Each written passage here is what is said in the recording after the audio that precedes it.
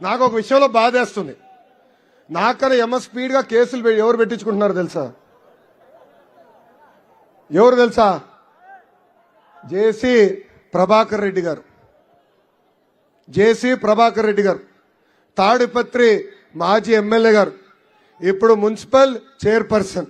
ఆయన పైన ఎన్ని కేసులు ఉన్నాయో తెలుసా? ఎన్ని కేసులు ఉన్నాయో తెలుసా? సెంచరీ 100 కేసులు. ఆయన గెలిచినప్పుడు అడిగా, ఏంటన్నా ఎలా ఉంది పరిస్థితి అంటే అన్నాడు, నీ మామగారు డైలాగ్ గుర్తొస్తుందిరా అన్నాడు. ఏంటన్నా అదన్నా? భయం, అసలు మనం బయటలోనే లేదు. నేను అక్కడ తెల్ల కాగితమైన సంతకం పెట్టి ఇచ్చాను, ఎన్ని కేసులు పెడతారో పెట్టుకోపోండి, ఆల్రెడీ ఒకసారి జైలుకి వెళ్ళొచ్చా, ఇంకోసారి వెళ్ళొచ్చేదాన్ని కూడా నాకు భయం లేదని చెప్పారు. అది మనకు రావాల్సిన స్పిరిట్. పోరాడదామా.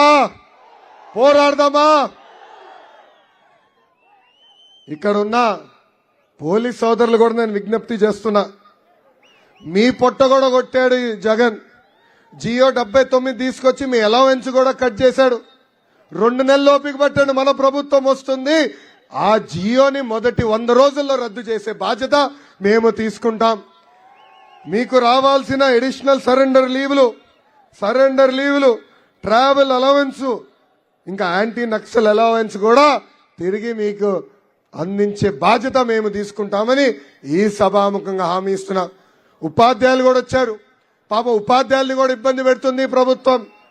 సకాలంగా జీతాలు చెల్లించరు, రిటైర్ అయిన ఉద్యోగస్తులకి డబ్బులు ఇవ్వరు, వాళ్ళకి రావాల్సిన టీఏ డిఏ అలవెన్స్లు కూడా బకాయిలు పెట్టింది ఈ ప్రభుత్వం. అన్నా 2 నెలలు ఓపిక పట్టండి, మన ప్రభుత్వం వస్తుంది, అన్ని బకాయిలు కూడా తీర్చే బాధ్యత మేము తీసుకుంటాం. కానీ ఇక్కడ మాట చెప్పదలుచుకున్నా, ఏ అధికారులైతే చట్టాన్ని ఉల్లంఘించి మన ఇబ్బంది పెట్టారో, ఏ వైకాపా నాయకులైతే చట్టాన్ని వాళ్ళు చుట్టంగా మార్చుకుని మన ఇబ్బంది పెట్టారో వాళ్ళందరి పేర్లు ఈ ఎర్ర బుక్ లో ఉంది. వడ్డీతో సహా ప్రతిదీ చెల్లించే బాధ్యత నేను తీసుకుంటున్నాను. మన అధికారంలోకి వచ్చిన వెంటనే జ్యుడిషియల్ ఎంక్వైరీ చేస్తాం.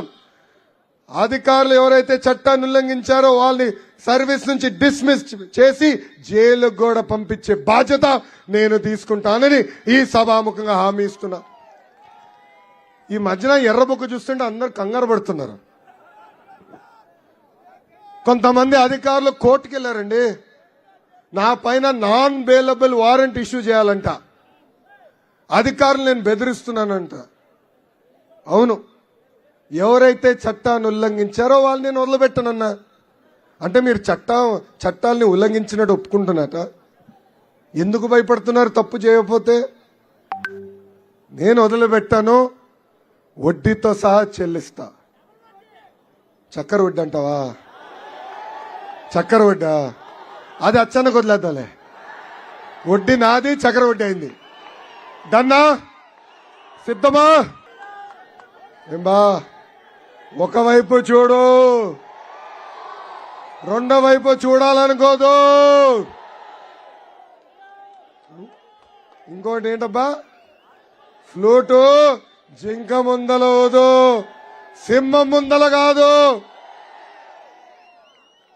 అగ్రీడా?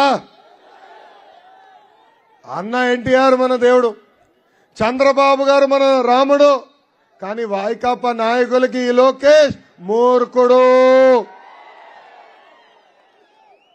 నేను బాబు గారికి ఇప్పటికీ చాలా స్పష్టంగా చెప్పా, రేపు అధికారంలోకి వచ్చిన తర్వాత నాకు పదవులు అవసరం లేదు, కానీ నేను ఈ పుస్తకంలో రాసిన పేర్లు మటుకు సెటిల్ చేసుకోవాల్సిన బాధ్యత ఉందని ఆయనకి నేను చెప్తాం జరిగింది.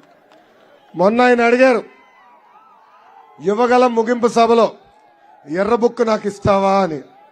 నేను ఇవ్వను గురువుగారు, నా దగ్గరనే పెట్టుకుంటా, పేర్లు మటుకు మీకు ఇస్తానని మన అధ్యక్షుల వారు కూడా తెలియజేస్తాం జరిగింది.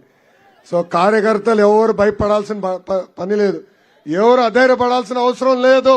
2 నెలలు కష్టపడదాం, మళ్ళీ వచ్చేది జనసేన తెలుగుదేశం ప్రభుత్వం అని ఈ సభాముఖంగా మీ అందరు తెలుపుకుంటూ మీ అందరి దగ్గర నుంచి నేను సెలవు తీసుకుంటున్నాను.